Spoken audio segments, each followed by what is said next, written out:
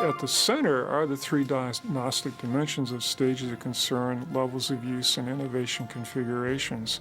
And obviously the one that drives an awful lot is stages of concern. That's where the model's first name comes from, concerns-based adoption model. Stages of concern, or SOC, is based on the idea that in order to implement an innovation successfully, you have to address the user's concerns.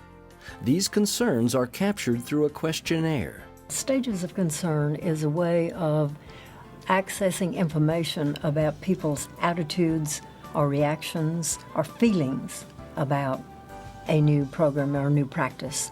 In other words, it's the affective domain, what they're thinking about it or feeling about it. There are 7 stages of concern, numbered from 0 to 6. Stage 0 is where the individual is unconcerned. The individual indicates little concern or involvement with the innovation. Stage 1 is where the user has informational concerns. The user would like to know more about the innovation. Stage 2 is where the user has personal concerns. The user is concerned about how using the innovation will affect him or her. Stage 3 is where the user has management concerns. The user is concerned primarily with managing processes, tasks, and resources. Stage 4 is where the user has consequence concerns. The user is concerned about how the innovation is impacting the students. Stage 5 is where the user has collaboration concerns. The user is interested in how colleagues are using the innovation. Stage 6 is where the user has refocusing concerns. The user is concerned with making the innovation work even better. Stage 0 being, I don't even know what this is. Stage 1 is, I've heard about this, I need more information. Stage 2, personal concerns, how's it going to affect me? What's in it for me? I'm not sure I can do this.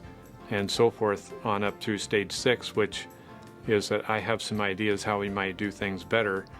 Those concerns show up as a profile, and as the individual becomes more informed, less personally concerned, more proficient with the use, the profile will shift and you get a different picture of what the concerns of the teacher or the group are in a visual sense. Stages of concern are measured by having the user complete a paper and pencil questionnaire. When the questionnaire is scored, the user will have a separate score for each of the 7 stages of concern. The respondent, the teacher typically, or prospective teacher, simply indicates for each item whether that's something they would see themselves saying, is this true of me now? So there are 35 of those statements, and they simply go down and indicate on a scale of 0 to 7 whether this is a statement that represents what they are concerned about at the time. On the stages of concern instrument, the 35 items are divided into 7 scales. And instead of getting a single classification of the stage of concern for an individual, you get a profile showing their intensity of concerns on each of the 7 stages. The Stages of Concern manual provides detailed instructions for scoring the questionnaire and interpreting the results. Each stage has 5 items, and so you add up the responses to those 5 items and get a raw score.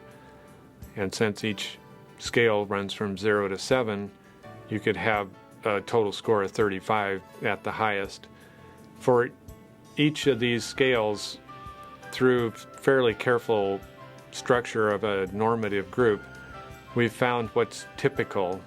And so there's a percentile table, and you convert each scale individually against the percentile table for that scale, and that's where you come up with the profiles. The information gathered through the SOC questionnaire can be used to identify and address teacher concerns associated with the implementation of an innovation or standards-based reform. Ideally, a change facilitator would pay attention to the stages of concern of their teachers in order to most appropriately address those concerns that are being expressed. And if the faculty, the teachers, the respondents basically have high information or high management concerns, they would do different things than if they were lower in those areas. So it might be inappropriate to stress the value of the innovation for student learning outcomes when the teachers have very high personal concerns. You need to address those to find out what those are exactly, and alleviate those concerns so that the faculty can get on with the innovation. The stages of concern dimension is a key component of the concerns-based adoption model because it addresses the human side of change. It is also a very powerful tool because it can be used to support an individual teacher or to evaluate concerns across larger groups.